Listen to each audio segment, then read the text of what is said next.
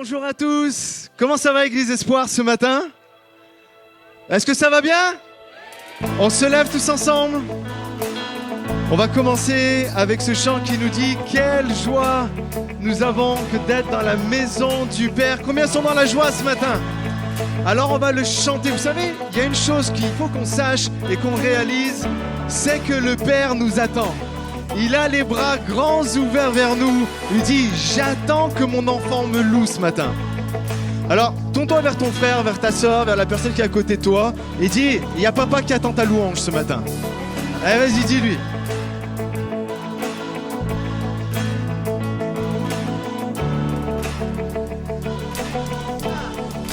3, 4, hey! Allez ensemble, on tape des mains.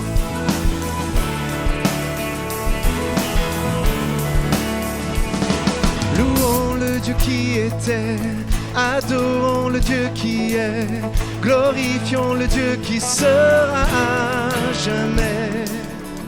Il délivre les captifs, il ouvre la mer en deux. Notre Dieu est victorieux. On y va ensemble. Hey! Quelle joie dans la maison du Père, quelle joie dans la maison de notre Dieu. Nous élevons nos voix, nous ne nous tairons pas. Quelle joie dans la maison du Père, oui, il est présent parmi nous. Nous élevons nos voix, nous ne nous tairons pas. Oh, oh, oh.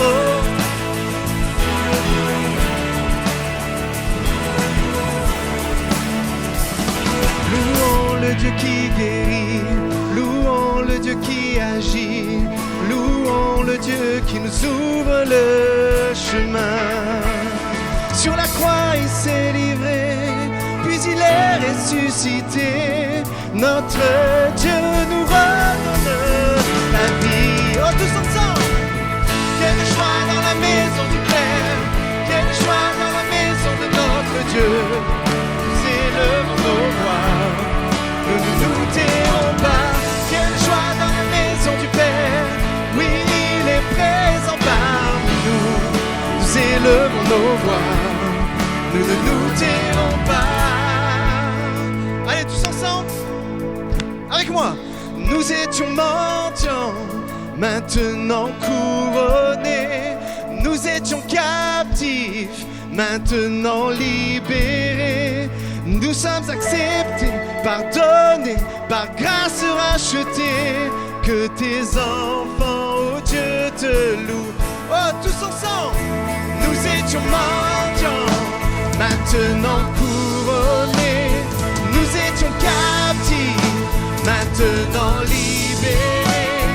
Nous sommes acceptés, pardonnés, par grâce rachetés.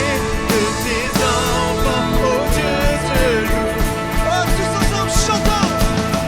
Quelle joie dans la maison du Père, quelle joie dans la maison de notre Dieu. Nous élevons nos voix, nous ne nous tairons pas. Quelle joie dans la maison du Père, oui, il est présent parmi nous. Nous élevons nos voix, nous ne nous tairons pas. Quelle joie dans la maison du Père, quelle joie dans la maison de notre Dieu. Nous élevons nos voix, nous ne nous tairons pas. Quelle joie dans la maison du Père, oui, il est présent parmi nous. Nous élevons nos voix, nous ne nous tairons pas. Oh, oh, oh, oh, oh, oh. Oh, nous élevons nos voix vers toi ce matin, Seigneur.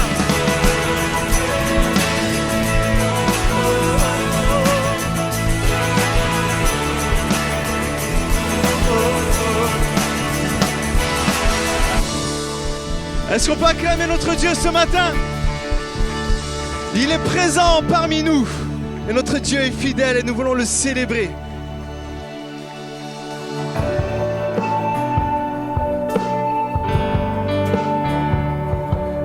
Notre Père plein de bonté, c'est toi que nous célébrons ce matin.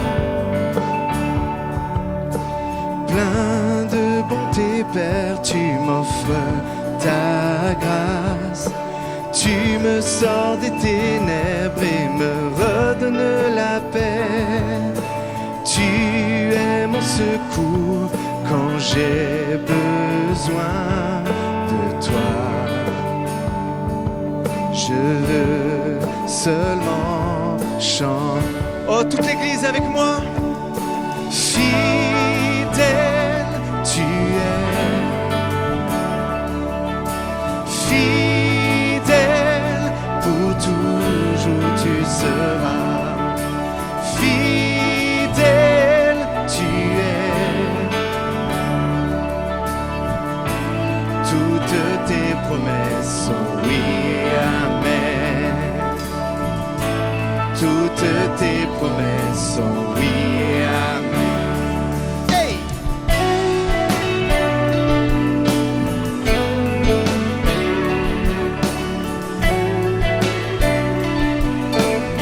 Chantons, parfait sauveur, parfait sauveur, tu m'as mis au large, tu m'as restauré, tu as brisé tous mes liens.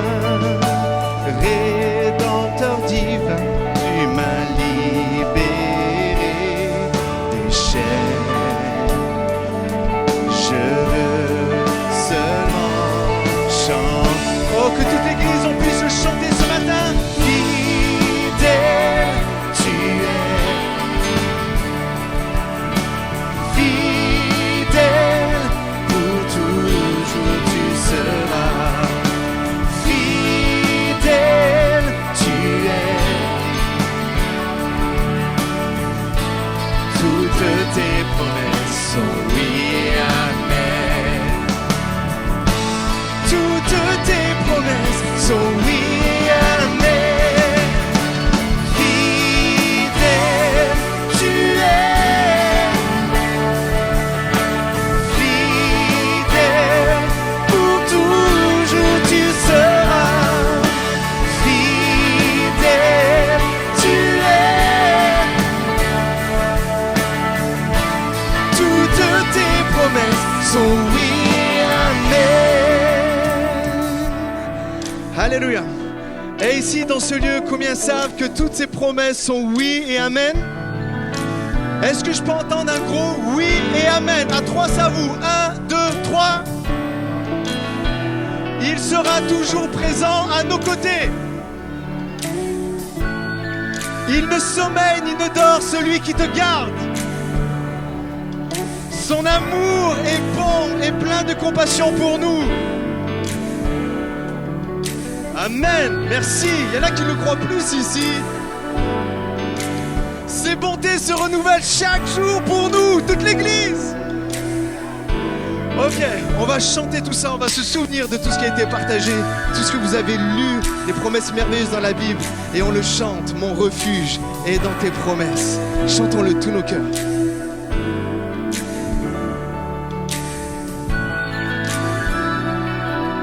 On y va ensemble. Mon refuge est dans tes promesses, mon assurance. C'est ta fidélité, mon refuge. Et dans tes promesses, mon assurance. C'est ta fidélité, mon refuge. Et dans tes promesses, mon assurance. C'est ta fidélité, mon refuge.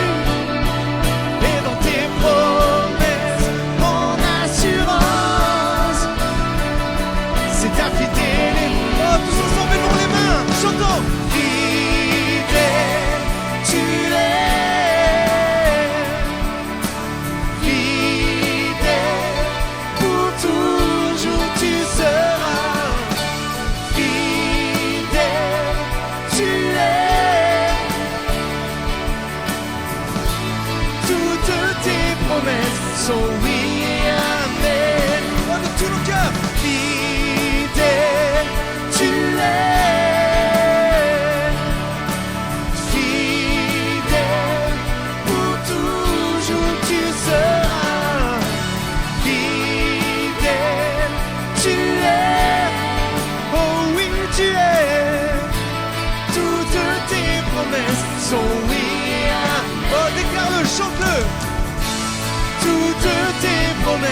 sont oui, amen. Oh, toutes tes promesses sont oui, amen. Alléluia, toutes tes promesses sont oui et amen. J'aimerais que tu prennes un instant ce matin pour peut-être repenser à tout ce que le Seigneur a fait pour toi et dire mais je réalise que ces promesses, elles sont oui et amen en lui. Et si cette promesse tarde, attends-la, attends-la. Nous allons chanter encore, sa promesse est vraie et sa fidélité dure à jamais.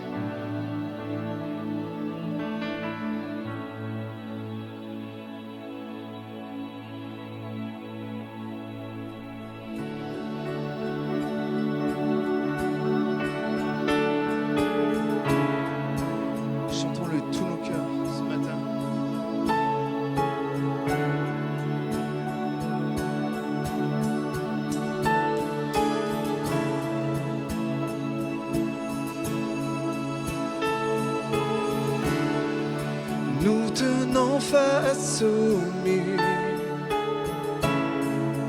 la victoire était sûre, car tu ne nous as jamais laissés.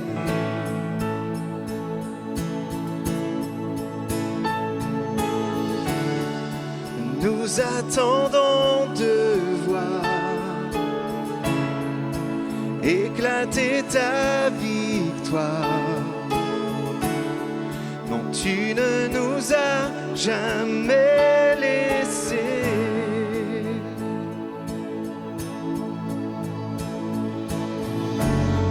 Ta promesse est vraie et ta fidélité dure à jamais.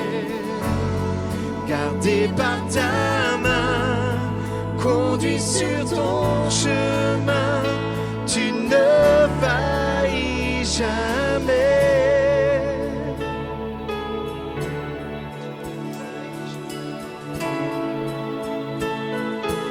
Oh, déclare-le ce matin. Tu viens calmer ma peine, ta parole est certaine.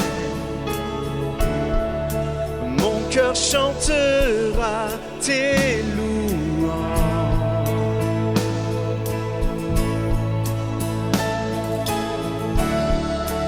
Jésus, tu m'as comblé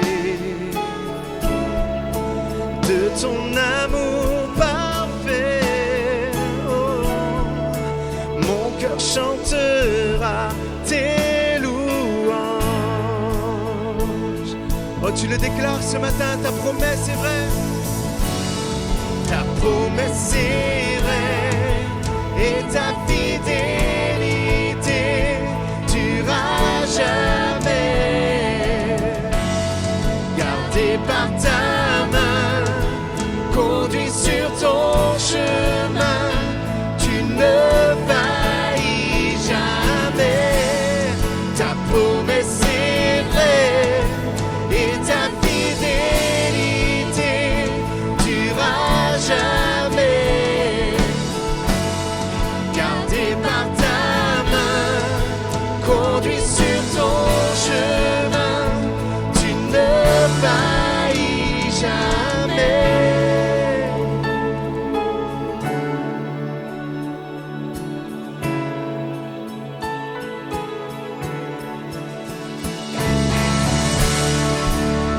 Ok, combien sont prêts ici à déclarer? On va chanter tous ensemble. Mes yeux t'ont vu bouger les montagnes et je le crois. Tu peux le faire à nouveau. Combien le croient ici? Allez, je veux voir toutes les mains levées et on va le chanter, on va le déclarer tous nos cœurs.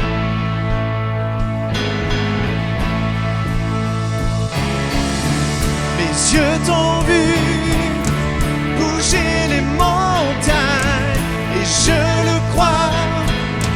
Tu peux le faire à nouveau dans le désert. Tu traces à la voie et je le crois. Tu peux le faire à nouveau. Les yeux t'ont vu bouger les montagnes et je le crois.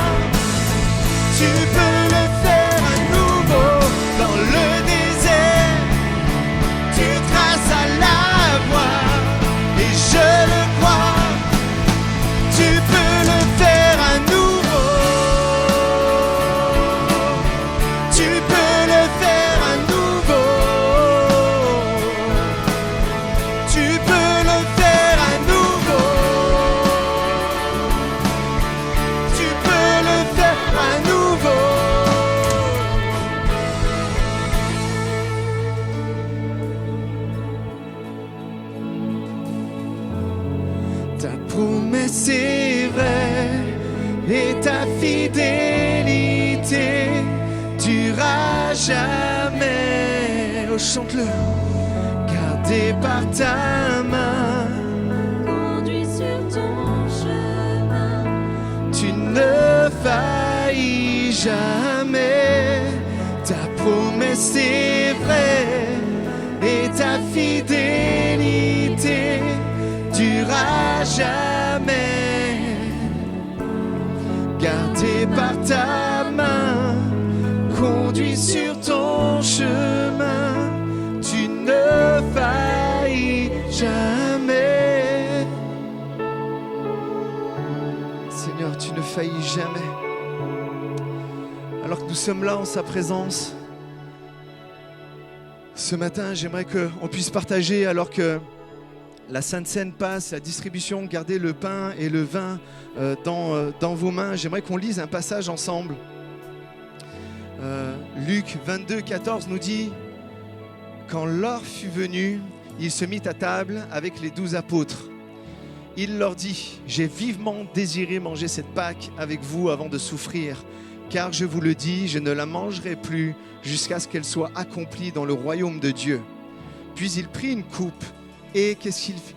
Il remercia Dieu et dit: prenez cette coupe et partagez-la entre vous, car je vous le dis, désormais, je ne boirai plus du fruit de la vigne jusqu'à ce que le royaume de Dieu soit venu. Ensuite, il prit du pain et après avoir remercié Dieu, rendu grâce, il le rompit et le leur donna en disant: ceci est mon corps qui est donné pour vous. Faites ceci en mémoire de moi. Après le souper, il prit de même la coupe et la leur donna en disant: cette coupe est la nouvelle alliance en mon sang qui est versée pour vous. Regardez maintenant ici. Il se passe quelque chose d'incroyable et je ne sais pas si vous l'avez lu comme moi, et oui, vous l'avez lu, mais c'est pour ça que j'ai souligné. En fait, Jésus, à ce moment-là, fait quelque chose que la plupart d'entre vous ici, nous faisons, c'est-à-dire nous rendons grâce avant de manger. Avant de prendre notre repas, on est là à rendre gloire, en fait, à Dieu. Et ce que nous voyons, c'est qu'il le fait deux fois.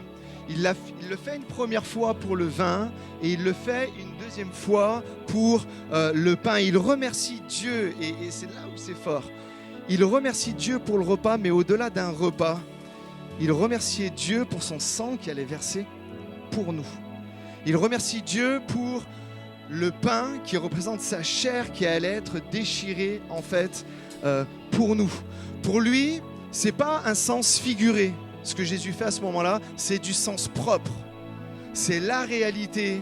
Ça allait devenir en fait sa réalité à lui. C'est pas imagé. Et pourtant, et c'est là où c'est fort, et c'est là où ça doit nous amener, à ouvrir le cœur, à lever les mains et à remercier Dieu. Il remercie Dieu en disant: ça vaut le coup, Père, que je te remercie. Ça vaut vraiment le coup, Père, que je te remercie. Parce que à travers ce sang qui va couler, à travers cette peau qui va être déchirée, je vais pouvoir sauver Bernold. Je vais pouvoir sauver Chris, je vais pouvoir sauver Valérie. Et vous pouvez mettre votre nom à tout le monde ici. Il sait ce qu'il va arriver et pourtant il est reconnaissant à Dieu parce qu'il sait qu'aujourd'hui en 2023, tu vas être là pour le louer, l'adorer et le célébrer. Autrement dit, Jésus dit: je te remercie parce qu'un jour je sais que Père, comme nous l'avons chanté tout à l'heure, ils seront tous assemblés dans ta maison. Ils vont tous te louer d'un même cœur, d'une même âme. Et ils vont te donner la gloire. Alors oui, ça vaut le coup. Alors combien ce matin, Église Espoir, on va prendre ce pain et ce vin et à l'image de Jésus, on va glorifier Dieu le Père. Et on va lui dire merci parce que tu as tout mis en place pour qu'aujourd'hui je sois là et que je sois sauvé. Combien peuvent dire amen à ça? Prenons le pain et prenons le vin maintenant.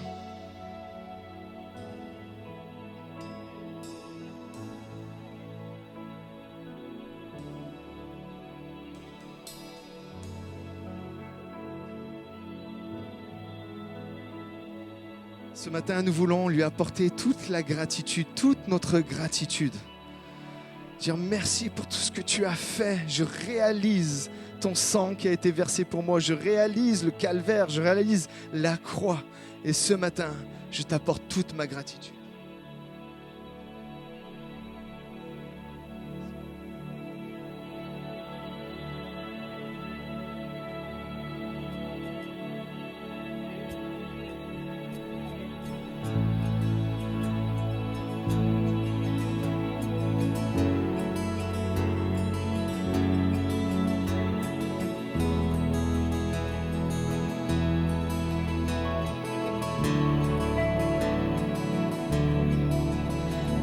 comment exprimer toute ma gratitude. Je n'ai pas les mots et rien de nouveau. Je pourrais chanter des milliers de fois le chant terminé, tu seras toujours là. Alors j'élève mes mains pour t'adorer encore et encore. Tout ce que j'ai, c'est un Alléluia. Alléluia. Je n'ai rien trouvé qui soit digne de ta majesté, si ce n'est mon cœur qui chante Alléluia. Alléluia.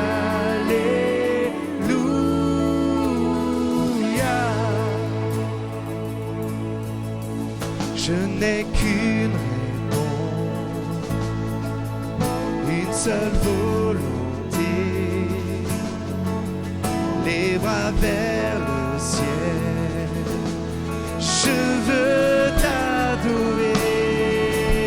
En chantant, alors j'élève mes mains pour t'adorer encore et encore. Tout ce que j'ai, c'est un Alléluia.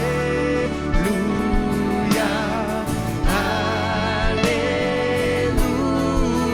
Je n'ai rien trouvé qui soit digne de ta majesté, si ce n'est mon cœur qui chante Alléluia. Alléluia.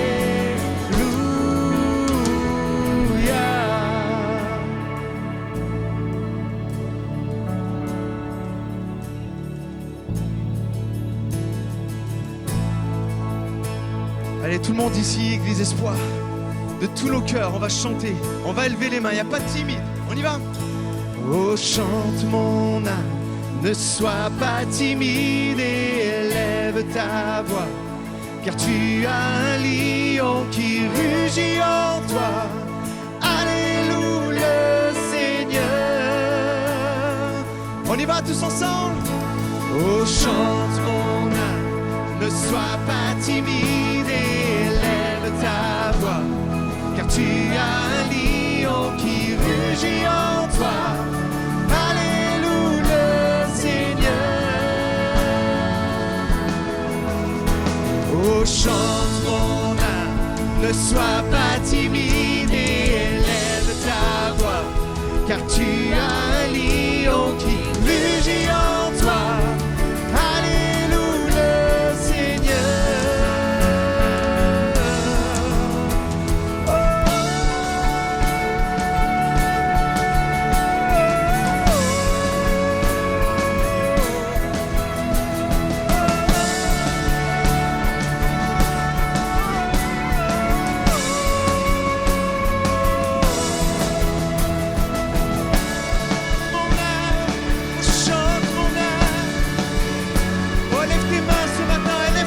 Pour louer ton Dieu, élève tes mains, élève ta voix.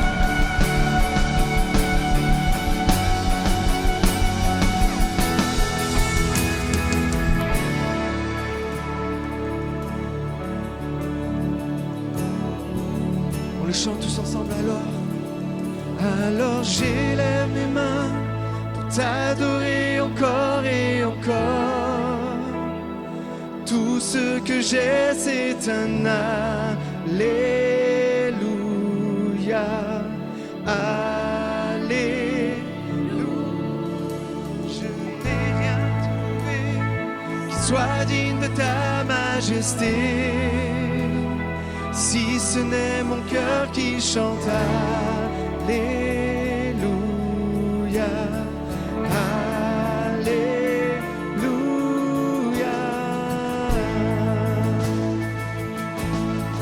Oh,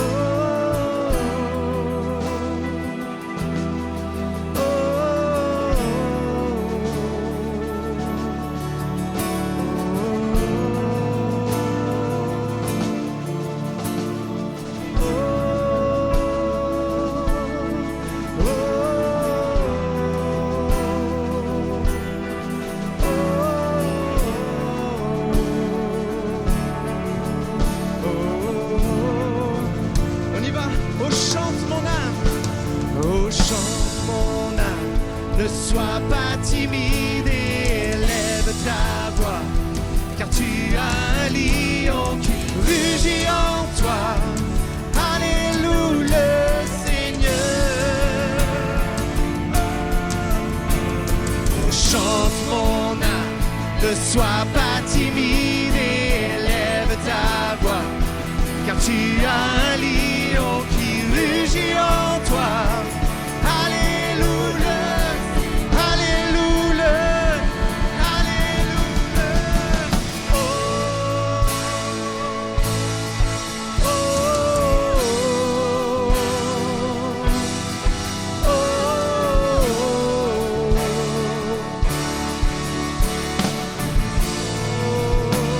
Une dernière fois avec moi, chantons. Oh,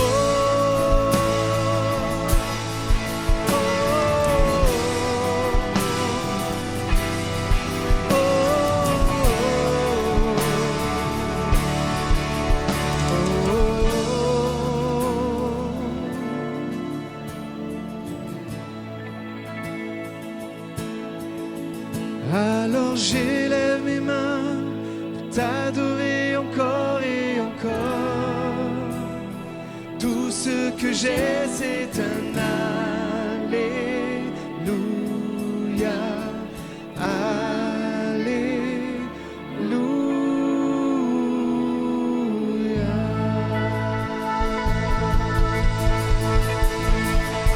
Oh, tout le monde peut dire Alléluia ce matin. Gloire à Dieu.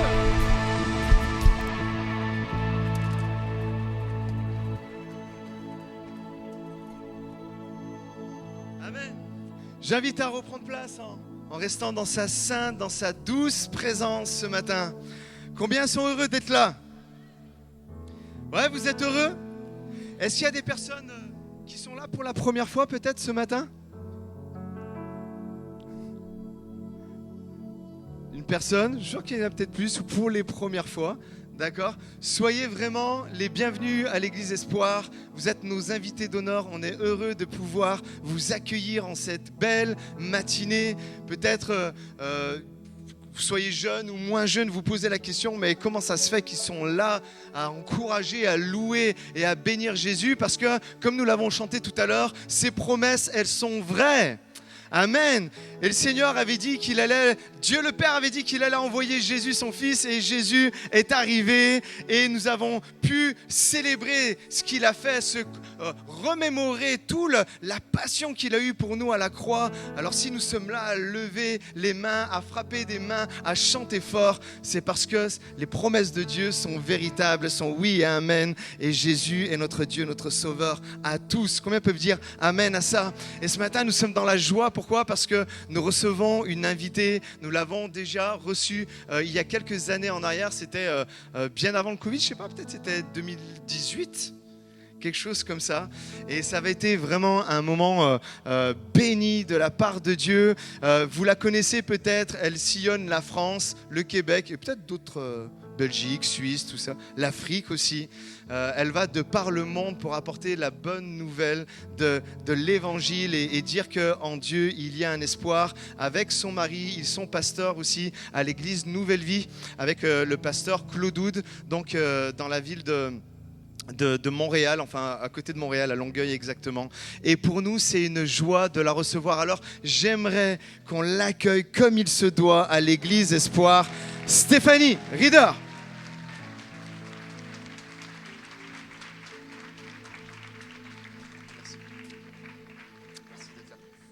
Bonjour.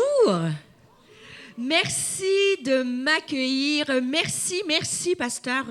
Est-ce qu'on peut les remercier? Remerciez votre pasteur, son épouse. Merci pour votre excellent travail. Merci pour tout ce que vous faites. Et est-ce qu'on peut aussi remercier toute l'équipe d'adoration? Est-ce que vous avez été bénis dans la louange ce matin? Est-ce que vous... Encouragez-la, ils ont pratiqué depuis tôt ce matin. Est-ce que vous avez été bénis dans la louange? On sent la présence de Dieu dans ce lieu. Est-ce que vous croyez que Dieu est ici?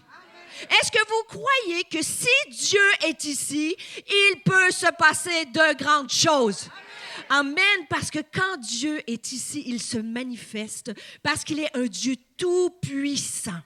Il est un Dieu qui sait tout, qui comprend tout, qui connaît tout. Mais la bonne nouvelle, il est celui qui peut tout.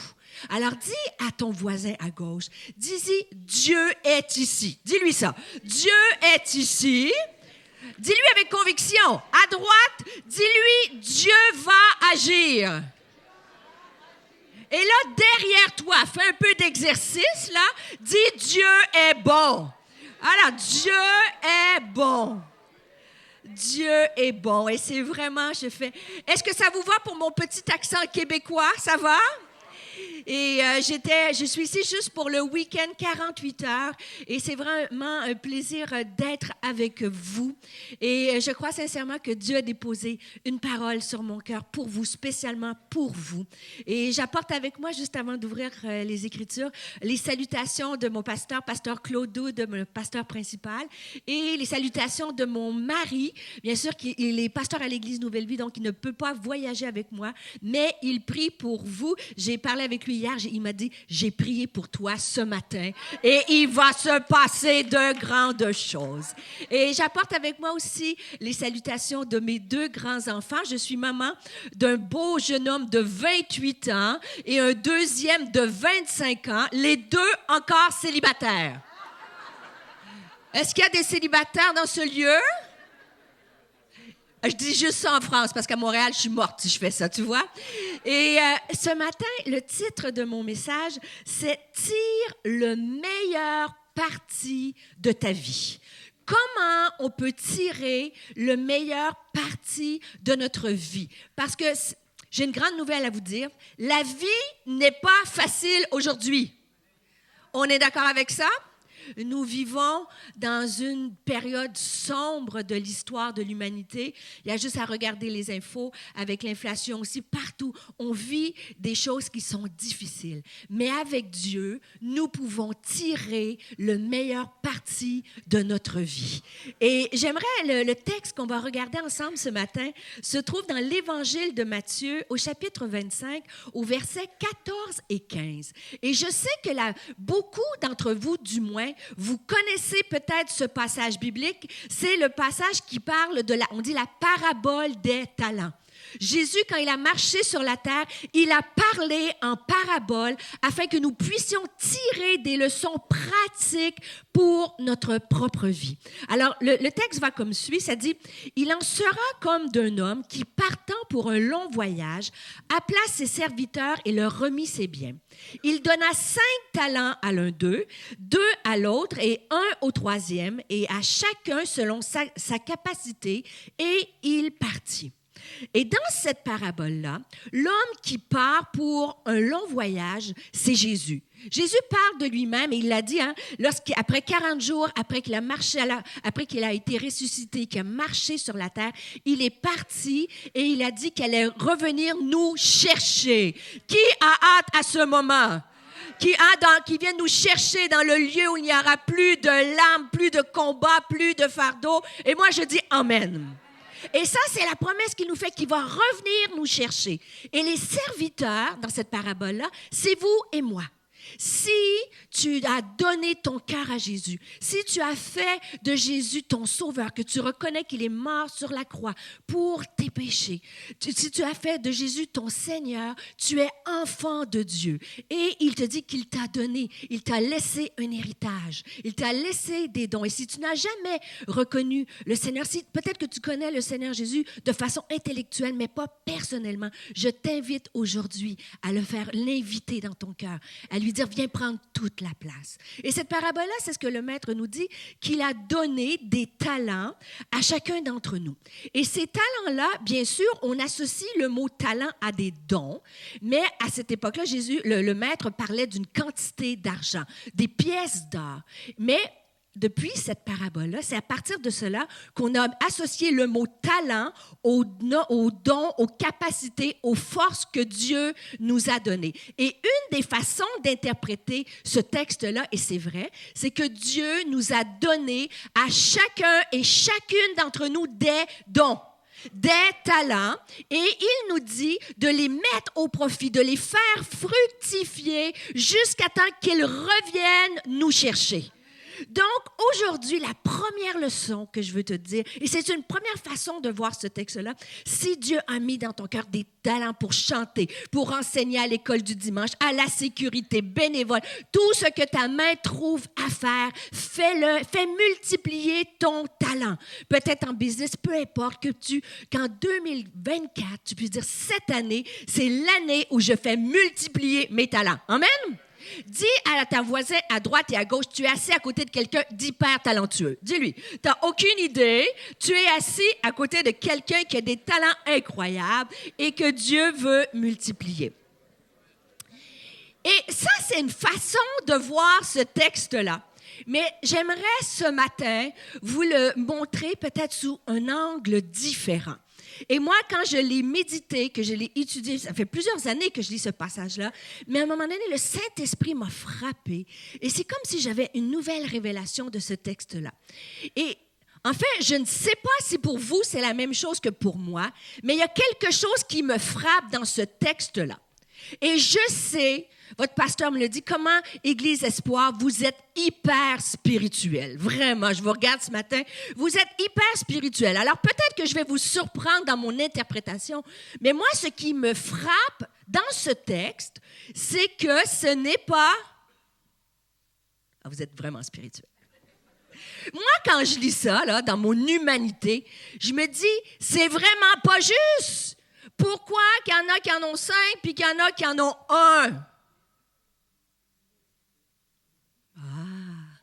Est-ce qu'il y a quelqu'un qui trouve que c'est pas juste? Et quand on regarde ça, et peut-être je vais vous surprendre, mais je jouais, vous savez, le jeu de Monopoly, là où on fait des transactions immobilières, je jouais avec mon fils Jérémy quand il était tout petit. Et vous savez, quand on joue au Monopoly, on donne 1 500 €. Tout le monde dans la vie commence avec la même quantité. Au Monopoly, tout le monde dans le jeu commence avec la même quantité d'argent. Qui aimerait ça? 1 500 €, tu peux faire des transactions, c'est tout le monde pareil. Mais dans la vie, si on est honnête, on ne part pas dans la vie tout le monde de la même manière. Si tu viens d'une famille aimante, avec des relations constructives, où tu as un papa, maman qui t'a dit que tu étais extraordinaire, intelligent, parfait, du potentiel, ça part mieux dans la vie que si tu viens d'un milieu où il y a eu des abus, de la violence, de la dépendance, et ainsi de suite. On est d'accord? Et des fois, pas vous parce que vous êtes spirituel, mais on peut penser que comment on a commencé la vie, c'est pas juste.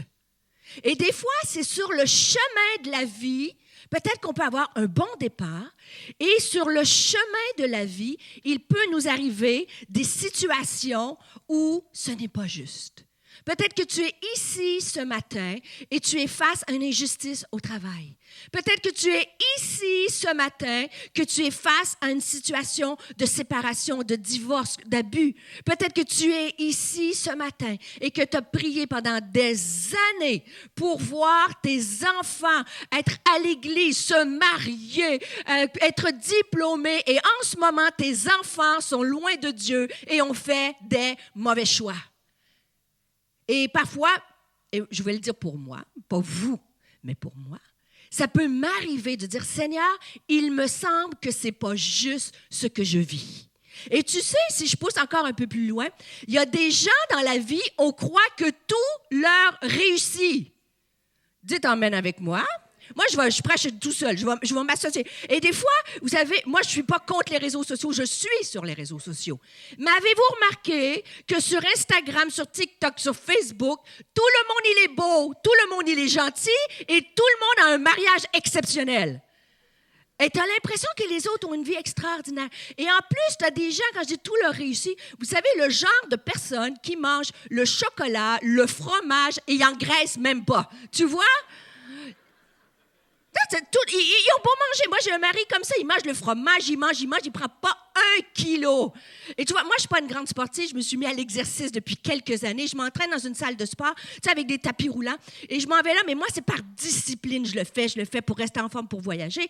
Et là, il y a les filles avec qui je m'entraîne, c'est des gazelles. Elles courent sur le tapis, ils n'ont jamais chaud, les cheveux sont beaux. Moi, je veux mourir ma vie, tu vois. Et là, j'ai juste envie de mettre le pied sur le tapis pour qu'il tombe parce que je me dis, je sais, vous êtes spirituel. Mais des fois, je me dis, c'est pas juste, je m'entraîne autant qu'elle, tu vois. Et des fois, on peut avoir l'impression que ce n'est pas juste. Mais aujourd'hui, on va regarder à 3 leçons de cette parabole des talents, comment on peut tirer le meilleur parti d'une situation. Et la leçon numéro 1 qu'on va regarder, ce n'est pas le nombre de talents qui compte dans cette histoire-là, mais c'est ce que tu fais avec. En fait, et je le dis avec compassion, ce ne sont pas les événements que tu traverses qui comptent, mais c'est ce que tu vas faire avec. Deuxième leçon qu'on va regarder, ne laisse pas le petit nombre de talents t'empêcher d'avancer. Et la dernière, je garde la bonne nouvelle pour la fin, tu n'es pas seul pour faire multiplier tes talents. Amen? Vous êtes avec moi, Église Espoir? Je reviens au texte. Matthieu, chapitre 25, verset 16. On commence. Celui qui avait reçu les 5 talents s'en alla, les fit valoir et il gagna 5 autres talents. De même, celui qui avait reçu les 2 talents en gagna 2 autres, et ainsi de suite. Mais là où ça devient intéressant, ça dit, celui qui n'en avait reçu qu'un alla faire un creux, un trou dans la terre et cacha l'argent du maître. Longtemps après, comme il l'avait dit, le maître de ses serviteurs revint et leur fit rendre des comptes. Vous savez l'histoire. Celui qui avait reçu les 5 talents s'approcha en apportant 5 autres et dit, « Seigneur, tu m'as remis 5 talents. Voici, j'en ai gagné 5 autres. » Et là, tout le monde veut entendre ces paroles-là. Son maître lui dit quoi? « C'est bien, bon et fidèle serviteur. Tu as été fidèle en peu de choses, je t'en confierai beaucoup. » Et là, vous savez la suite. Celui qui a fait 2, c'est la même chose. C'est bon, fidèle, nanana, serviteur. Et là, notre pauvre ami qui avait eu 1 talent, ça dit ici, celui qui n'avait reçu qu'un talent s'approcha ensuite et dit, « Seigneur, je savais que tu es un homme dur, qui moissonne où tu n'as pas semé et qui amasse où tu n'as pas vanné. » Il dit, « J'ai eu peur et je suis allé cacher ton talent dans la terre et voici, prends ce qui est à toi. » Et moi, dans ce texte-là, je n'ai aucun jugement pour le serviteur qui a reçu 1 talent. Parce que lorsqu'on est blessé dans la vie, vous savez, j'ai une grande révélation pour vous. Si vous prenez des notes, j'ai une grande révélation. Lorsqu'on a été traité injustement, lorsqu'on a été blessé, lorsqu'on vit une situation difficile, ça fait mal. C'est profond, hein? C'est très profond et c'est très vrai. Et quand on a mal, notre premier réflexe naturel, c'est parfois d'aller cacher, d'aller enfouir la blessure. En fait, c'est d'aller enfouir la possibilité d'un avenir meilleur. Parce que j'ai peur d'être déçu, parce que je ne sais pas quoi faire, parce que je trouve ça injuste, parce que j'ai de la peine, parce que je ne suis pas capable de pardonner, parce que c'est difficile, j'y arrive pas financièrement, parce que je prie et j'attends la réponse à une promesse et peut-être que je ne la vois pas en ce moment. Et le premier réflexe que j'ai, c'est j'enfouis ça. Bien sûr, tu peux le donner à Dieu, mais à un moment donné, quand tu attends la promesse, il peut arriver qu'on enfouit la peine, la déception au fond de notre cœur. Et en fait, où le serviteur a manqué, c'est qu'il pensait que le maître était concerné par l'argent. Il pensait que le maître était intéressé par le gain, qu'il fallait faire fructifier le talent. Mais en fait, où il a fait fausse route, c'est que le maître voulait seulement savoir qu'est-ce que tu vas faire avec ce que je te donne. Et c'est la question pour toi aujourd'hui. Peut-être que tu es venu ce matin avec des déceptions, avec des questionnements. Et on peut aimer Jésus de tout notre cœur et avoir des doutes, des craintes, des questionnements et des blessures. Amen. Moi, j'ai donné ma vie au Seigneur à l'âge de 15 ans. J'ai 50 et plusieurs poussières. Donc, ça fait plus de 40 ans que je connais Dieu.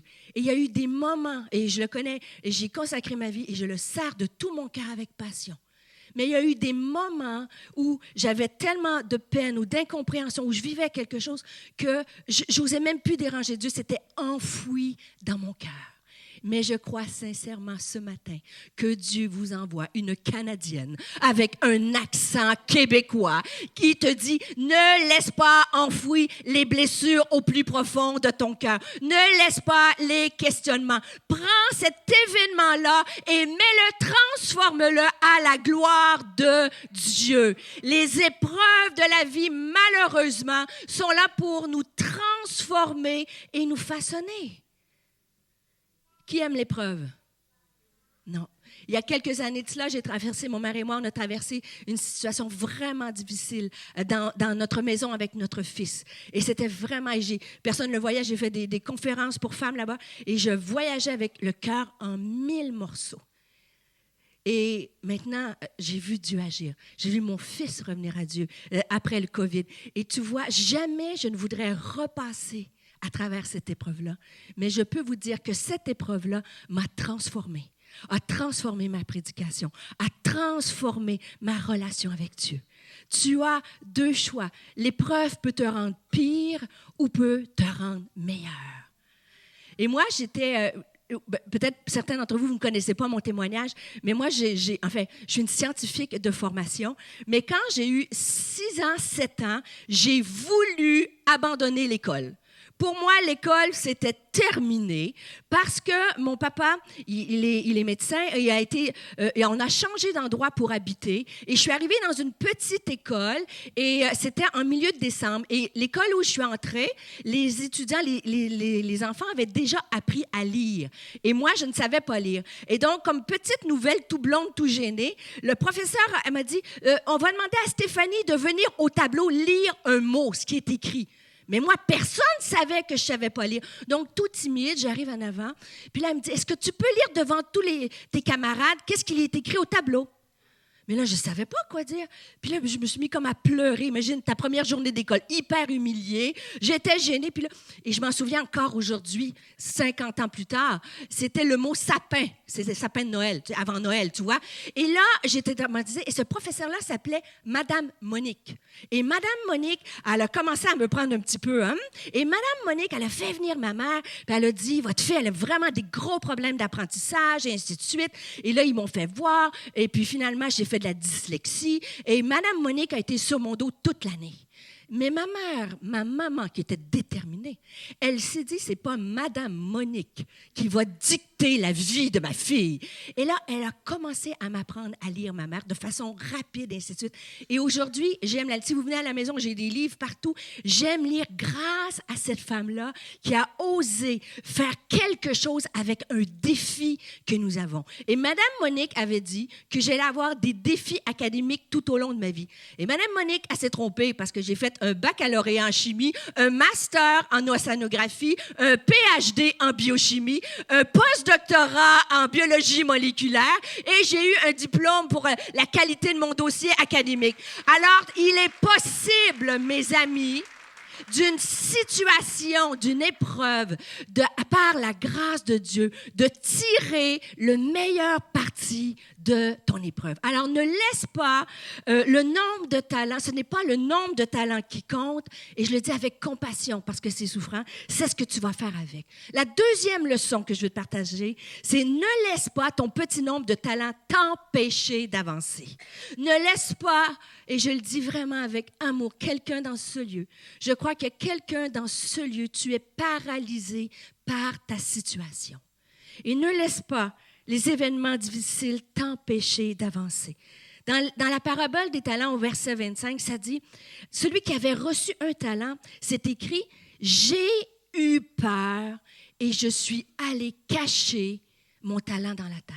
Et des fois, on est dur avec lui. Mais le terme grec, utilisé pour « j'ai eu peur », en grec, c'est « phobéo », d'où on tire le mot « phobie ». En fait, il était paralysé. Il était pas mal intentionné. Et le terme « phobéo » en grec, ça veut dire pousser à la fuite, craindre, avoir peur, craindre, hésiter à faire quelque chose par peur de mal faire. Et des fois, dans la vie, face à une situation, peut-être dans ton mariage, peut-être avec tes enfants, peut-être à ton boulot, tu es paralysé parce que tu as peur, parce que tu ne sais plus comment faire. Des fois, est-ce qu'il y a des parents de jeunes adultes dans ce lieu? Faites-moi un signe de la main. Est-ce qu'il y a des parents de jeunes adultes? Est-ce que ça vous est arrivé ou d'adolescents de ne plus savoir quoi faire? Et des fois, on a l'impression qu'on a juste un talent, puis on ne sait pas quoi faire avec ça. Et des fois, on fait face à la vie, peut-être, comme je disais, un divorce, des problèmes financiers, et on a peur et on enfouit ça.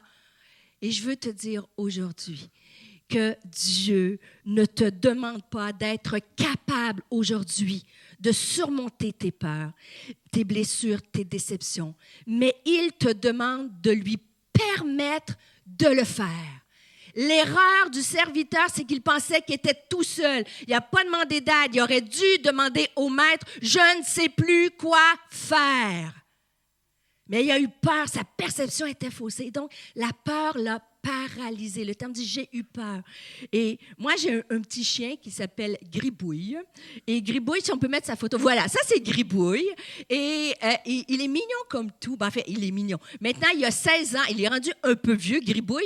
Mais quand il était tout petit, Gribouille, il mordillait tout ce qu'il trouvait, voyez-vous. Des chaussures, des choses comme ça.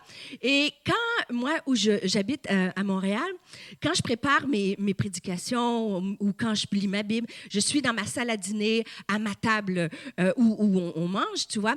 Et j'étais en train de préparer un message. Et vous savez, j'avais un bic, j'avais un stylo. Et il y avait le bouchon, le capuchon. Vous dites ça, c'est le capuchon du bic qui est tombé à terre. Alors, Gribouille, qui mordit tout, s'est précipité sur le capuchon comme si c'était une pièce de viande. Tu vois, il a sauté là-dessus. Et là, il s'est mis à mâchouiller le capuchon. Et là, j'ai dit, Gribouille, fais pas ça, fais pas ça, fais pas ça. Et là, le capuchon est en train de l'étouffer. Il est en train de mourir littéralement. Et là, j'ai voulu aller l'enlever. Arrête. Et là, il voulait tellement pas. Il était comme craintif. Il était paniqué. Et là, finalement, quand il a vu qu'il allait vraiment mourir, s'étouffer, et là, j'ai sauté, j'ai pris, puis j'ai enlevé le capuchon. Et vous savez, le Seigneur parle de toutes sortes de façons. Et c'était à cette époque-là où je vivais des moments difficiles dans ma maison. Et moi, je lis ma Bible, je connais Dieu. Et à un moment donné, c'est comme si le Seigneur m'a dit, t'essayes de faire par toi-même et c'est bien. On a des responsabilités, c'est normal. Mais il y a des moments dans la vie où on n'y arrive plus. Et on a besoin que Dieu vienne nous aider. On a besoin que Dieu vienne enlever de notre vie peut-être ce qu'on a enfoui. On a besoin que Dieu vienne encore aujourd'hui nous redonner espoir. Il est le Dieu de l'espérance. Il est le Dieu de la promesse. Il est celui qui ne change pas. Il est l'alpha et l'oméga, le commencement et la fin. Ce qu'il dit, il a le pouvoir de l'accomplir. Et la Bible dit qu'il n'est pas un Dieu pour mentir. Mais des fois, on a besoin, comme mon Gribouille, de le laisser venir intervenir afin que nous puissions faire multiplier l'événement qui est difficile, de faire sortir, de nous faire émerger d'une situation difficile. Alors, leçon numéro 1, ce n'est pas le nombre de talents qui compte, ce n'est pas les événements, bien que ça peut être douloureux. Ce n'est pas ça qui compte, c'est ce que tu vas faire avec. Deuxièmement, comme ce serviteur-là, il a eu peur. Ne laisse pas le petit nombre de talents t'empêcher d'avancer. Et la dernière leçon, tu n'es pas seul pour faire multiplier tes talents. Dis à ton voisin, ta voisine, tu n'es pas seul. Donne-lui un coup de coude, là. Dis-lui, regarde-le. Dis-lui, tu n'es pas seul. Tu n'es pas seul. Je ne sais pas si ça vous fait le même effet à vous qu'à moi. Mais la bonne nouvelle, c'est que Dieu est ici encore aujourd'hui pour nous venir te redonner cet espoir, pour venir te guérir, pour venir te fortifier. Et comment il fait ça? En Actes chapitre 1, verset 8, ça dit « Mais vous recevrez une puissance, le Saint-Esprit survenant sur vous ou en vous, Et vous serez mes témoins à Jérusalem, dans toute la Judée, dans la Samarie, jusqu'aux extrémités de la terre. Et ça dit, vous recevrez une puissance. Et peut-être, vous avez sûrement entendu puissance, le mot dynamisme en grec, parce que le Nouveau Testament est écrit en grec. Ça dit, tu vas recevoir une force, un pouvoir. Et ça dit, dynamisme en grec, c'est le pouvoir d'accomplir des miracles. Est-ce que tu saisis que si tu connais Jésus comme ton Sauveur et Seigneur, tu as accès à la puissance de Dieu?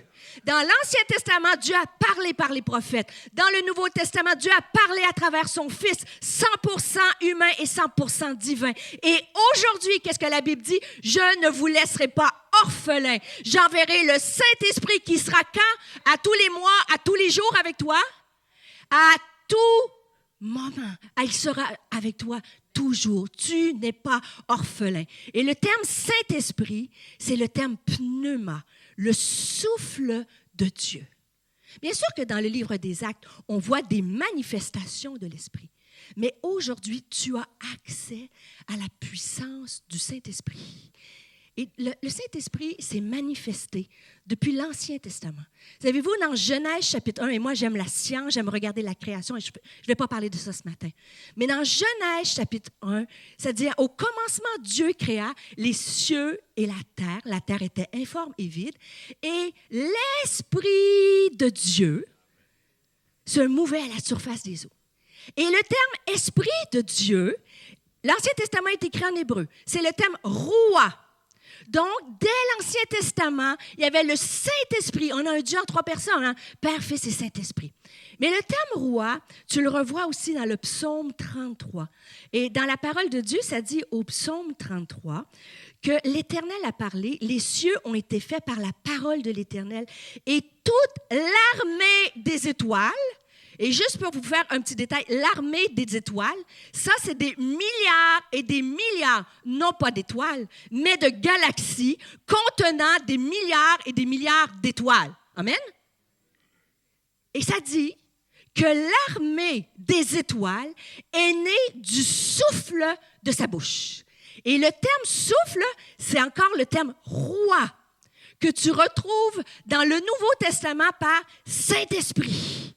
Ça veut dire que la puissance auquel tu as accès ce matin, c'est la même puissance créatrice que des milliards et des milliards d'étoiles. Est-ce que tu saisis cette pensée ce matin? Et en fait, ce qui est fascinant, c'est que le Saint-Esprit de Dieu, le roi, le souffle de Dieu ou le pneuma, ce n'est pas un truc ésotérique de milliards d'étoiles, de galaxies. On a l'impression, parce que vous savez, il faut être plus puissant que ce qu'on crée. Et les étoiles, si vous savez, notre étoile, nous, c'est le soleil. Et si vous n'avez pas mis de crème solaire cet été, vous avez brûlé, n'est-ce pas? Et vous savez que le soleil est puissant. Et le soleil, c'est juste une étoile parmi des milliards. Et Dieu est le créateur de cette étoile-là.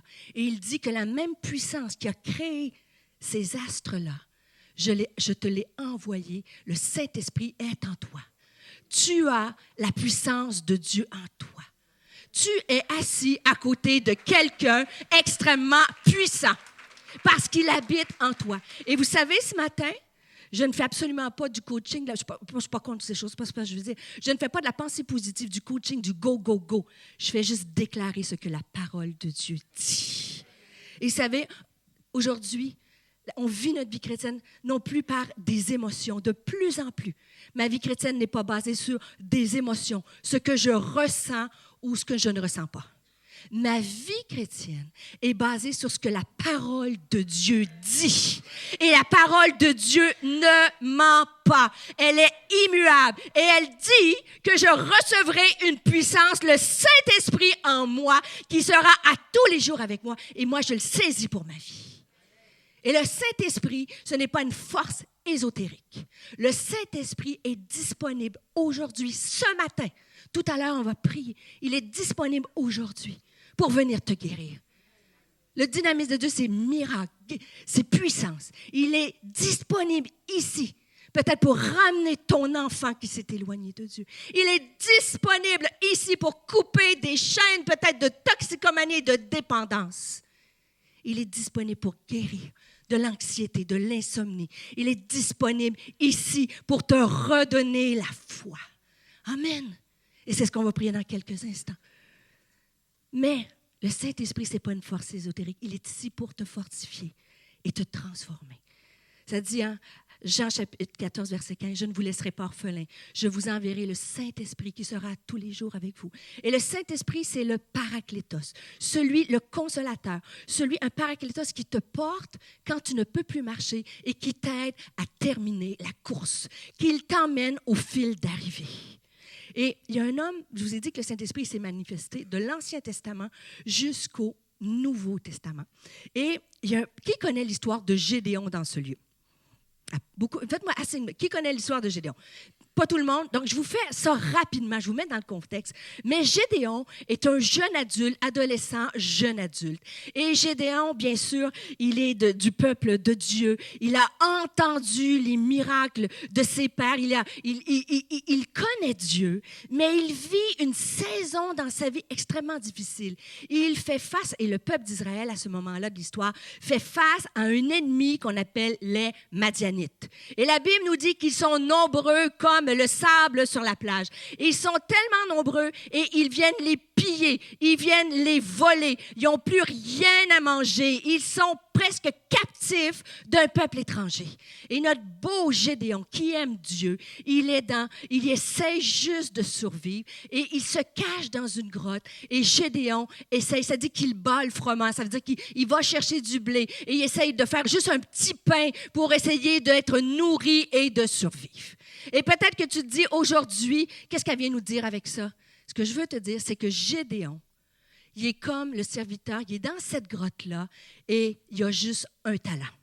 Il a entendu les miracles de ses pères, mais en ce moment, il est pris par l'ennemi. Et peut-être que tu n'es pas face à un Madianite ce matin. Peut-être que tu n'es pas face à un ennemi physique, mais je veux t'annoncer quelque chose que tu sais. La Bible nous dit que l'ennemi vient pour tuer, égorger et détruire. Et des fois, on peut être comme Gédéon dans cette grotte-là face à l'ennemi. Et Gédéon connaissait Dieu. Et là, l'histoire nous dit que Dieu, pour l'encourager, va envoyer un ange. Qui aimerait ça avoir la visite d'un ange? Hein, il va dire, l'ange de l'Éternel lui est apparu et lui dit, « L'Éternel est avec toi, vaillant héros. » Et là, je ne sais pas si vous, mais moi, si au lieu d'avoir eu une Canadienne aujourd'hui, vous aviez reçu un ange qui vous aurait dit, « Je suis avec toi, vaillant héros. » Dites amen, vous seriez sortis du culte gonflé à bloc. Ben nous, notre Gédéon, il est tellement découragé qu'il va dire, hein, « Ah, mon Seigneur, si l'Éternel est avec nous, pourquoi toutes ces choses nous sont arrivées? » Gédéon est comme le serviteur avec un talent. Pourquoi ça m'est arrivé? Où sont les miracles que j'ai entendus? Où sont les prodiges que moi, je ne vois pas en ce moment? Et Gédéon est pris dans sa grotte. Mais vous savez que Gédéon est parti de ce jeune homme-là, accablé, découragé. Et soyez compatissants avec Gédéon. Moi, j'ai déjà été gédéonette dans une grotte, hein, n'est-ce pas? Et Gédéon, il est là, il est tout recrevé, puis il n'arrive pas à s'en sortir. Et pourtant, Gédéon va être complètement transformé. Et si tu lis la parole de Dieu dans le livre aux Hébreux, chapitre 11, Gédéon est parmi les héros de la foi.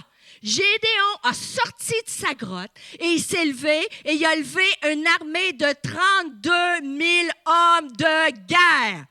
Qu'est-ce qui s'est passé avec Gédéon? Comment tu peux être dans ta grotte et devenir un leader politique? 32 000 hommes, il en perd une coupe, il finit à 300. Peu importe le nombre. Il s'est levé devant les Madianites avec une cruche, un flambeau. Let's go, les gars, on va à la guerre. Et savez-vous quoi? Ils ont eu la victoire. Alléluia! Ils ont battu l'ennemi. Mais qu'est-ce qui s'est passé? Comment Gédéon peut partir d'une grotte et peut devenir un héros? La Bible nous dit, vous direz, c'est fantastique. La Bible, c'est juste extraordinaire. Dans le livre des Juges, chapitre 6, verset 34, Gédéon fut revêtu de l'Éternel.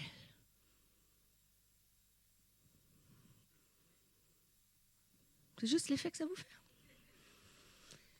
dans une grotte où il a perdu espoir, où l'ennemi est face à lui. La Bible nous dit, le thème revêtu de l'Esprit de l'Éternel, c'est le roi de Dieu, celui de la création. C'est le pneuma. Dans Actes, vous recevrez une puissance. Peu importe la grotte dans laquelle tu te trouves ce matin, peu importe, tu es peut-être Gédéon ce matin, tu es peut-être une Gédéonette ce matin, mais le roi de Dieu est ici pour venir te fortifier, pour venir te relever, pour retrouver en toi cet esprit de combattant, cet esprit de force et de guerrier. Et ça, c'est ce que la parole de Dieu dit. Et si tu lui demandes ce matin, peu importe le nombre de talents, 5, 2, 1, ce n'est pas le nombre de talents qui compte. Si tu lui demandes ce matin, il peut venir te relever et te redonner en toi cet esprit de guerrier et de guerrière afin que tu puisses voir l'ennemi écrasé dans ta vie, dans ta maison, dans ta destinée, dans cette église. Je le crois et je le déclare que Dieu peut le faire encore aujourd'hui. Il est le même. Et pourquoi je peux le déclarer? Je fais ça vite, je m'en viens à la fin. Pourquoi je peux le déclarer? Parce que je l'ai expérimenté. Non pas dans une église. Tu peux, ce matin, bien sûr, on va prier, mais tu peux demain, mercredi, dimanche, et si tu, peu importe, le Saint-Esprit est disponible. Et moi, j'étais justement en 2000, j'étais une scientifique de formation. J'ai travaillé en pharmaceutique pendant plusieurs années. En 2000, j'ai laissé cette carrière de scientifique pour servir le Seigneur à temps plein. Et j'étais pasteur pour les femmes pendant de 2000 à 2020. J'ai servi mon église extraordinaire. Si vous connaissez Nouvelle Vie, allez voir Pasteur Claude, un prédicateur extraordinaire, responsable des femmes, gros groupe de femmes, grosse conférence. Alléluia, tout le monde, il est beau. Et là, le Seigneur, en 2019, il commence à déposer quelque chose sur mon cœur. Il dit, Stéphanie, je t'appelle à laisser ça et à me servir comme un ministère itinérant, c'est-à-dire de voyager de ville ou de pays en pays. Dites amen avec moi. Moi, j'aime Nouvelle Vie, c'est mes amis, c'est ma famille, j'ai un beau bureau, tout va bien. Et là, ben, Seigneur convaincu, prie, mon mari et moi jeûne, tous les deux convaincus, OK, on fait un autre pas de foi 2020. Moi, c'est à toutes les 20 années que je fais un pas de foi. Alors, fais un pas de foi. Et là, rencontre mon pasteur, prie, pasteur Claude, la bénédiction. 2020, là, je me disais, c'est mon année. Vous connaissez Luc Dumont, pasteur Luc Dumont. Alors, il arrive à Nouvelle Vie, janvier 2020. Et là, il finit la réunion, puis il dit, oh, Stéphanie, c'est ton année. Tu vas prendre ton envol. Dieu t'ouvre des portes extraordinaires. Alléluia. Ça m'est arrivé peut-être 1 à 2 fois dans ma vie, moi. Donc, c'est mon moment. À genoux, oui, Seigneur, envoie-moi, envoie-moi, envoie-moi. Et là, pasteur Luc Dumont a oublié un petit détail. Nous sommes en janvier 2020. Il s'est passé un petit quelque chose en mars 2020. N'est-ce pas? Donc, je suis Congo-Kinshasa, grosse église, mais là, les frontières me ferment. Mon mari m'appelle, dit, Stéphanie, il faut que tu rentres. Avec, finalement, je prends le dernier vol. Je fais Kinshasa-Bruxelles. Écoute, Bruxelles-Montréal, l'apocalypse. Je pense qu'on est 30 dans l'avion. Ça a l'air d'un laboratoire. Ils ont des gants, des masques. Écoute. Et là, je rentre. Mon mari vient me chercher à l'aéroport. Mais là, c'est comme si je suis une lépreuse. C'est la quarantaine. Mais les premières quarantaines, c'était fou. Donc là, je suis assis en arrière de la voiture. Il rentre dans la maison, le garage, mes valises, mes vêtements. Je m'en vais au 2e étage, on a un cottage. Je suis là enfermée 14 jours. Et là, écoute, ils me nourrissent à peine. Ils me lancent, ouvre la porte, ils me lancent un sandwich comme ça, tu vois. Et là, mes amis, je dis, et nous, il y avait les infos tout le temps en boucle. Et notre premier ministre au Québec s'appelle François Legault. Et à tous les jours, il faisait un point de presse. Et là, je suis tout seul dans ma chambre. Et là, je commence à regarder les infos. Et là, je me dis, ma vie est finie. Qu'est-ce que j'ai fait? Là, j'ai plus de poste. Là, à l'église, c'est fini, je suis partie. Donc, j'ai plus de poste, j'ai plus rien, j'ai plus d'argent, j'ai plus rien. Mais je dis, Seigneur, il me semble que c'est ça que tu m'avais dit de faire. Et là, puis tu sais, moi, je me suis dit, bon, une vague, ça va passer. 2, 3, écoute, c'était sans fin. Et là, je suis encore dans ma salle à dîner, à ma table. Et là, j'ai ma Bible ouverte, j'ai ma tasse de café. Et là, j'ai dit, là, Seigneur, je suis découragée. Vous devinez que tout le monde m'annulait, hein? D'un calendrier bien plein à plus rien. Donc, j'ai dit là, Seigneur, qu'est-ce que j'ai fait? Je voulais faire ta volonté. Pourquoi je suis là? Et tout simplement, je dis, Saint-Esprit, j'ai besoin de toi. Et le Saint-Esprit est descendu. Et j'ai senti simplement, pas de musique, pas de Dan Luther, personne, personne chante, mais juste le roi de Dieu, le pneuma de Dieu, qui est venu me fortifier, me redonner espoir, me redonner courage. Et je vous dis, il y a eu un avant et après ce moment-là. Dieu m'a redonné une espèce de combativité, d'espoir, de foi, de dire, je ne t'ai pas abandonné. Ce que j'ai dit, j'ai le pouvoir de l'accomplir. Et j'ai retrouvé comme une combativité pour, bien sûr, le ministère que Dieu ouvre des portes. Et effectivement, Pasteur Luc avait raison, Dieu a ouvert des portes que maintenant, que je ne pensais pas, mais en plus une combativité pour que mon fils revienne à Christ. C'est dans ce moment-là que j'ai recommencé. Je priais, mais là, intentionnellement. Et je vous ai dit, 1 an plus tard, Dieu a fait un miracle dans ma maison d'une femme découragée. Par l'Esprit de Dieu, Dieu peut venir te fortifier et te faire de toi encore, te relever et tenir un esprit de combattant. Vous êtes avec moi? Est-ce que quelqu'un dans ce lieu, tu as besoin de ça? Tu as besoin que le Saint-Esprit vienne te consoler, te fortifier. Et mon dernier point, et je termine vraiment, le Saint-Esprit est en toi, tu n'es pas seul pour faire multiplier ton talent. Le Saint-Esprit est ici pour te consoler, te fortifier, mais il est aussi ici pour te renouveler dans ta foi. Parce que ça prend la foi pour croire que Dieu va accomplir ses promesses. Et même si on a la foi, des fois, on perd la foi.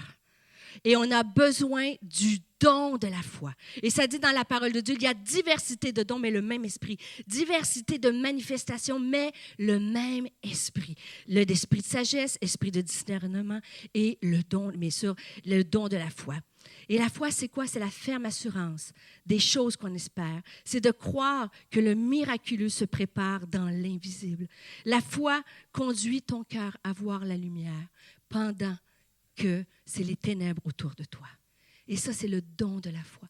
Et je me préparais pour venir ici et je sens, c'est un cadeau. On peut avoir un don prophétique, des paroles de prophétie, de sagesse, ainsi de suite. Mais le don de la foi, c'est particulier. Et je crois qu'il y a un homme, une femme dans ce lieu. Vous avez besoin que Dieu vous redonne le don de la foi pour une situation. Et vous savez, il y a une femme dans la Bible, un homme et une femme, Abraham, Sarah, qui ont eu une promesse. Puis ils ont dit, Dieu lui a dit, vous allez être père d'une multitude de nations. Et cette femme-là, mois après mois, elle ne voyait pas comment elle pouvait enfanter. Mois après mois. Et après ça, il n'y avait même plus de mois. Il ne se passait plus rien dans son corps. Donc, elle a perdu la foi. Et Dieu a envoyé un ange pour leur dire, y a-t-il quelque chose qui soit trop extraordinaire de la part de l'Éternel? Et ce matin, Dieu te dit la même chose. Y a-t-il quelque chose qui soit trop extraordinaire? Et pendant que j'invite les musiciens à s'approcher, est-ce que tu as perdu la foi pour quelque chose que tu vis dans ta maison? Est-ce que tu as perdu la foi pour une situation de ta vie? Le Seigneur te dit ce matin, il n'y a rien de trop extraordinaire que je ne peux pas accomplir. Mais des fois, Sarah, elle avait tellement peur d'être déçue qu'elle n'osait plus avoir la foi. C'est un peu comme enfouir notre talent au fond de notre cœur parce qu'on a peur d'être déçu. Mais je crois sincèrement que ce matin, Dieu veut enlever la déception et te donner le don de la foi. Et le dernier point, Sarah, elle n'y croyait plus car elle avait peur d'être déçue. Et un dernier homme, et je fais vite parce que je ne veux pas le développer, je n'ai pas le temps, mais il y a un homme dans la Bible qui s'appelle Naaman.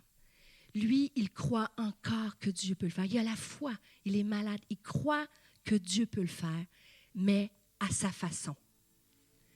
Naaman, c'est un homme qui est un homme influent, un homme politique, un homme qui a tout, mais il est malade, il a la lèpre.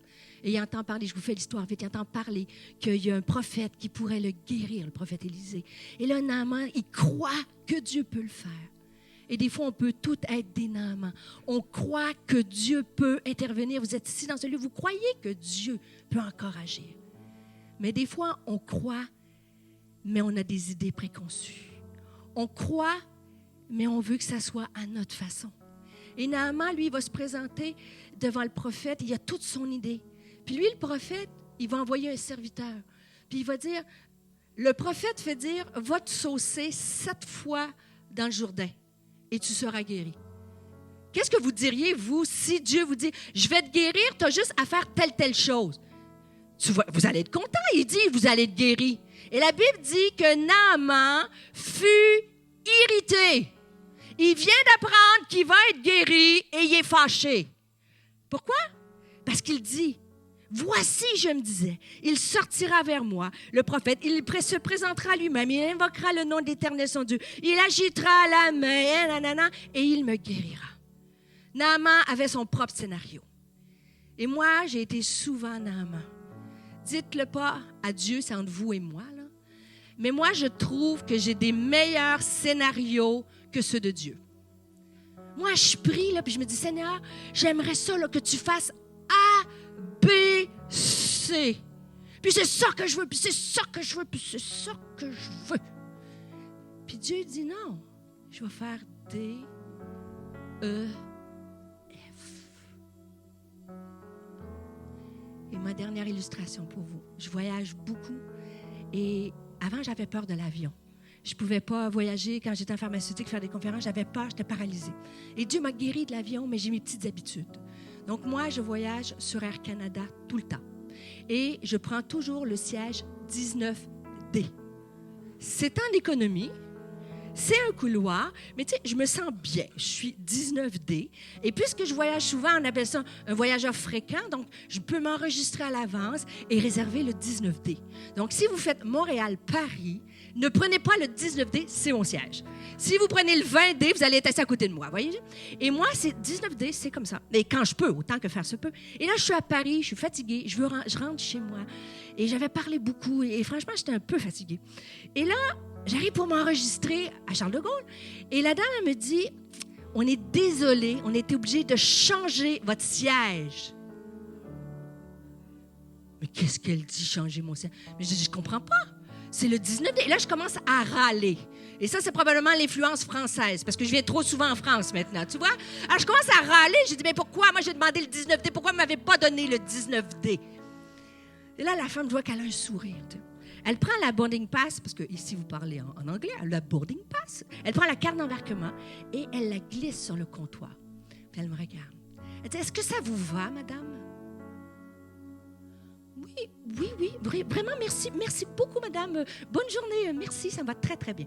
En fait, finalement, pendant que moi, je râlais pour le 19D, elle savait que l'avion avait été survendu, overbooké, et donc, il n'y avait plus de place en éco, et puisque je suis un voyageur fréquent, ils m'ont passé en business class.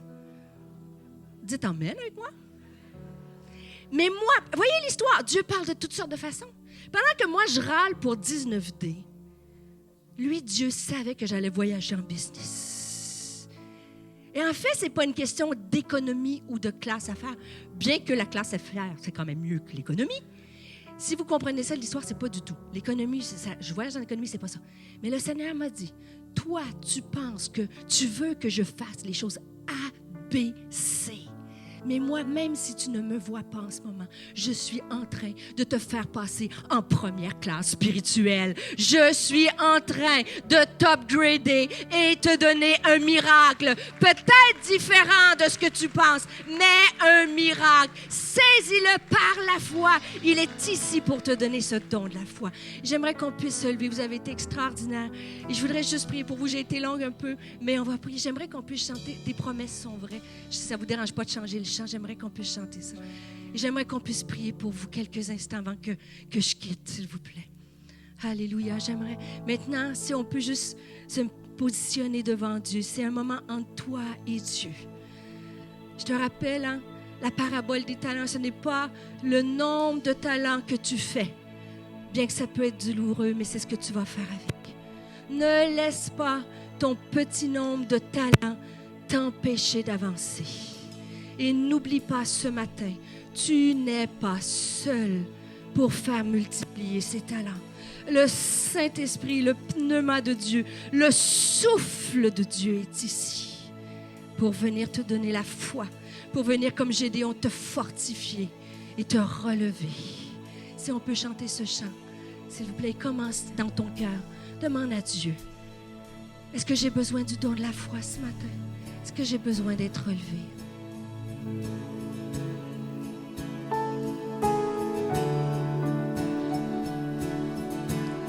Chantons, ta promesse est vraie.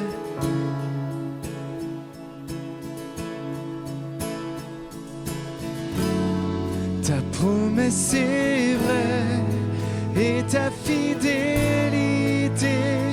durera jamais.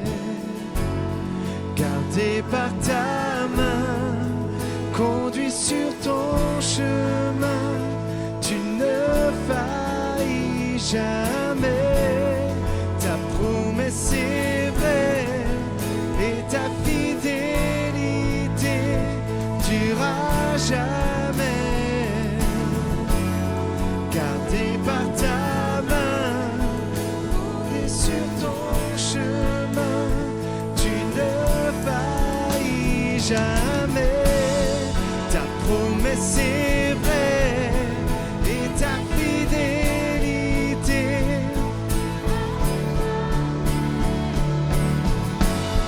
Gardé par ta main, conduit sur ton chemin, tu ne faillis jamais.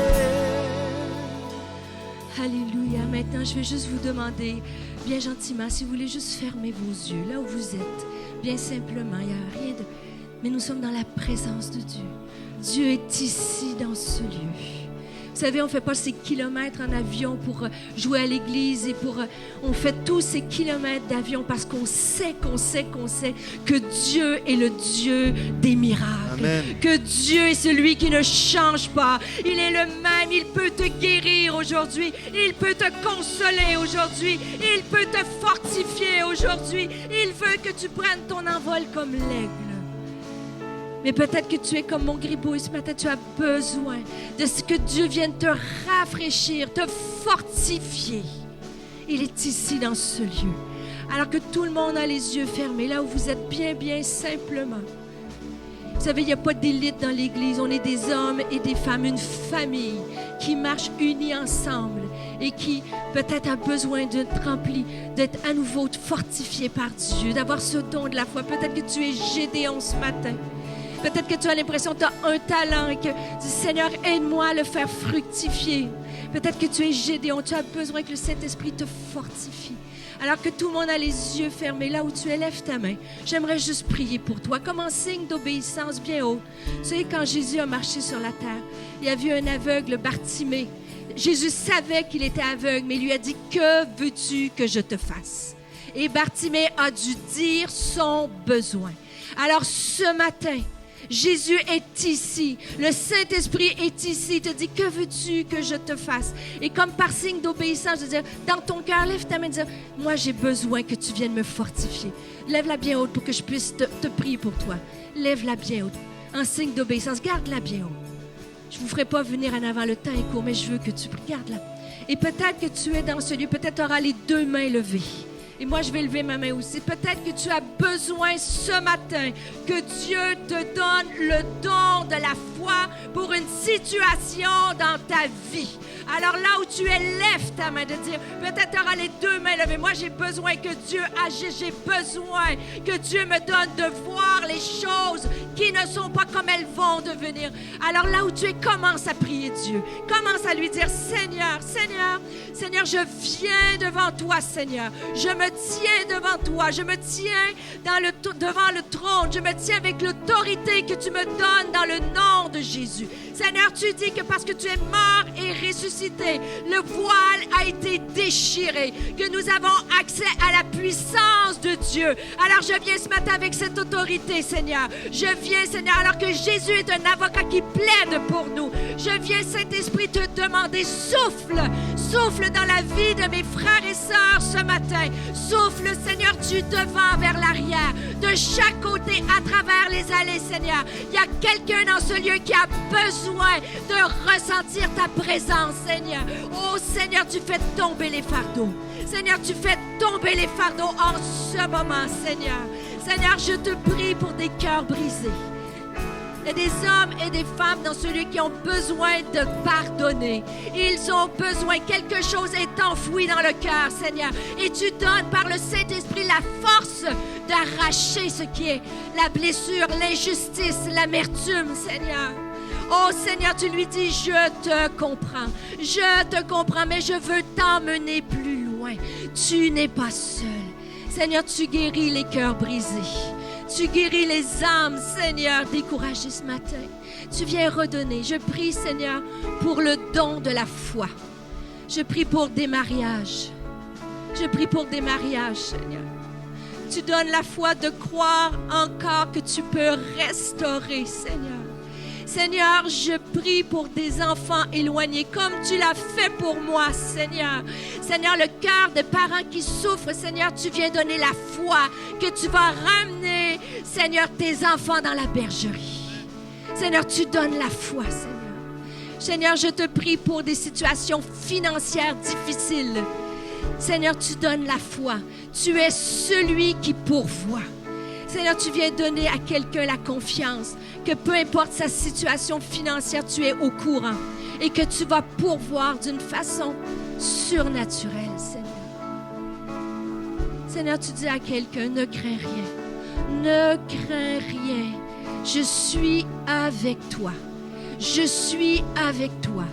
Je suis sur le point d'accomplir quelque chose d'exceptionnel.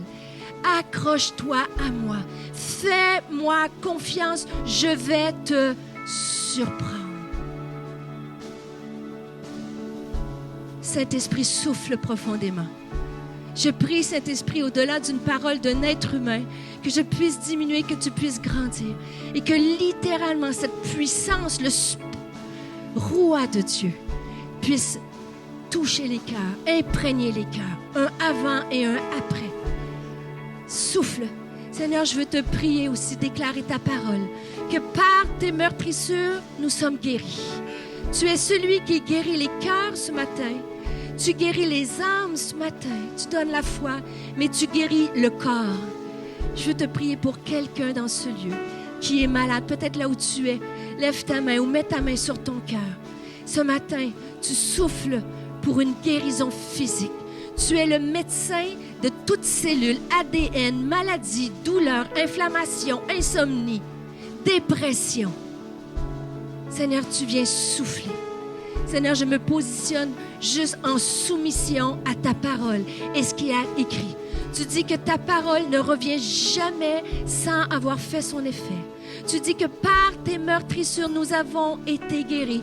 Tu dis que tu accompagnes ta parole par des signes et des prodiges parce que tu es encore le Dieu du miraculeux.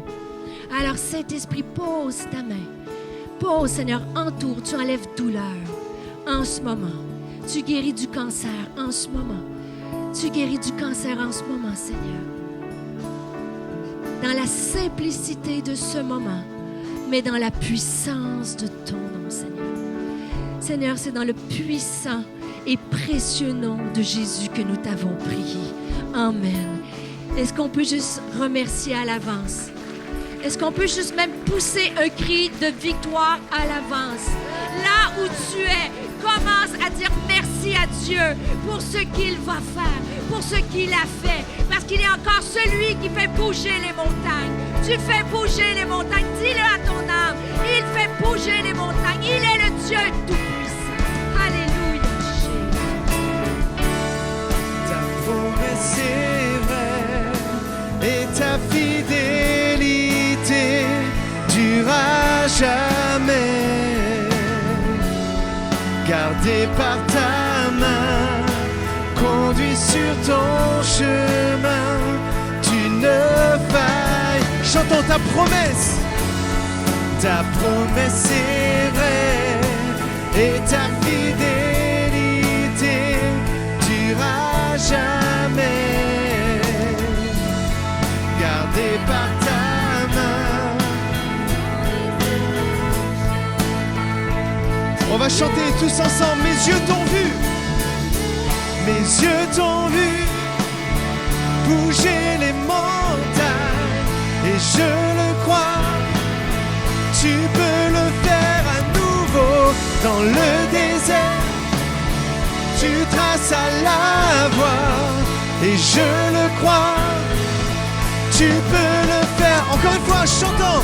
Mes yeux t'ont vu bouger les montagnes et je le crois.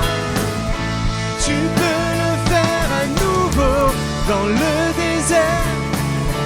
Tu traces à la voie et je le crois. Tu peux le faire à nouveau. Alléluia. Est-ce qu'on peut vraiment éclater de joie en sa présence et lui dire merci?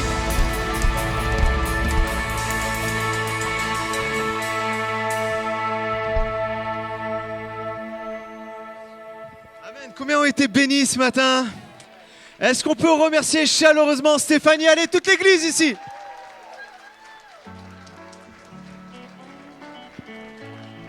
Amen. Merci beaucoup Stéphanie. Vous savez, Stéphanie donc, qui est pasteur, vous l'avez entendu. Vous pouvez vous rasseoir encore quelques instants. Ne quittez pas, juste quelques instants encore. Stéphanie, vous l'avez entendu, prédicatrice. Elle sillonne le monde francophone pour prêcher. Et aussi, c'est un auteur. Une auteure. Aujourd'hui, on peut le dire, je crois. Autrice maintenant. Autrice, d'accord. Merci pour la correction de mon mauvais français. Et donc, elle a écrit des livres et certains déjà, vous avez pu commencer à en lire. Et en bas, vous avez une table de publication. S'il vous plaît, à la hauteur de ce qu'elle vous a béni, allez la bénir en achetant un de ses livres. Parce que non seulement vous allez la bénir, mais vous allez vous bénir. Aussi, nous sommes en période de Noël. Donc, c'est un super cadeau à offrir. Si vous ne savez pas quoi offrir à telle et telle personne, il y a Stéphanie qui est passée, il y a un super bouquin pour toi qui t'attend et qui va te bénir. Elle est venue, ça s'invente pas, hein, mais un de ses livres s'appelle Comme par hasard. Ce serait pas une notion chrétienne, ça? Et on a vu ensemble avec Stéphanie, et elle souhaiterait offrir quelques livres. Est-ce qu'il y en a ici, dans cette église ce matin, où c'est le jour de votre anniversaire? Qui ça? Karine. Voilà, on est heureux de te l'offrir. Non, ne pleure pas.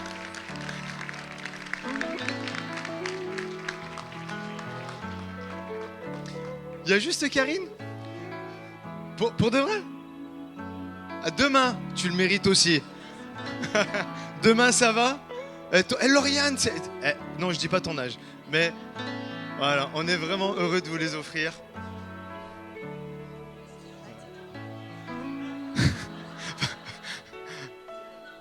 C'est demain votre anniversaire.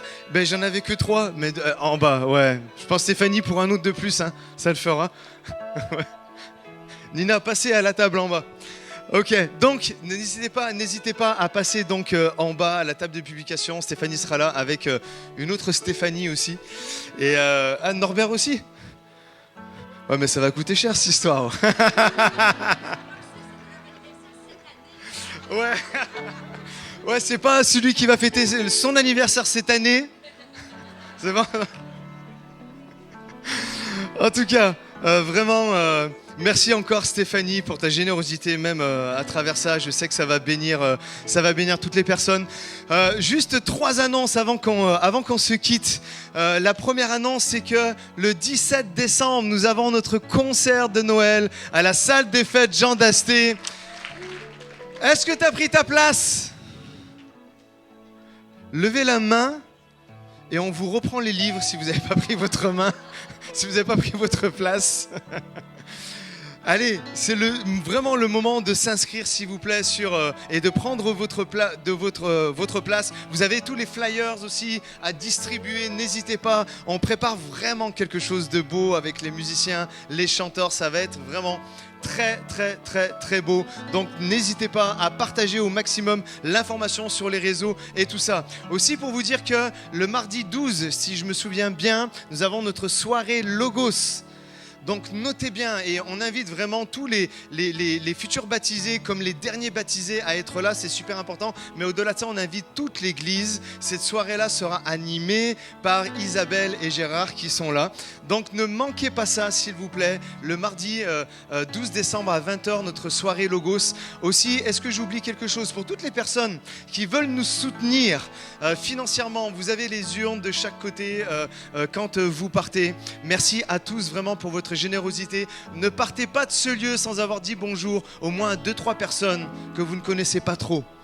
Dis, je te connais pas trop, mais viens, on va prendre un café ensemble, comme ça on va apprendre à se connaître et on va connecter. C'est ça l'église. Aujourd'hui, quand je vois des jeunes, je vois des plus vieux, je vois des mamans, je vois des papas, et c'est ça qui est beau. Il faut qu'on apprenne tous à se connaître. Alors même au-delà de personnes que vous ne connaissez pas, essayez peut-être même de changer de génération. Dire, je vais pas aller voir, je suis jeune, je vais aller voir que les jeunes. Non, allez voir une mamie, un papy par exemple. Ça serait cool, je peux compter sur vous. Allez, soyez bénis, bon retour à chacun. Encore un grand merci à Stéphanie.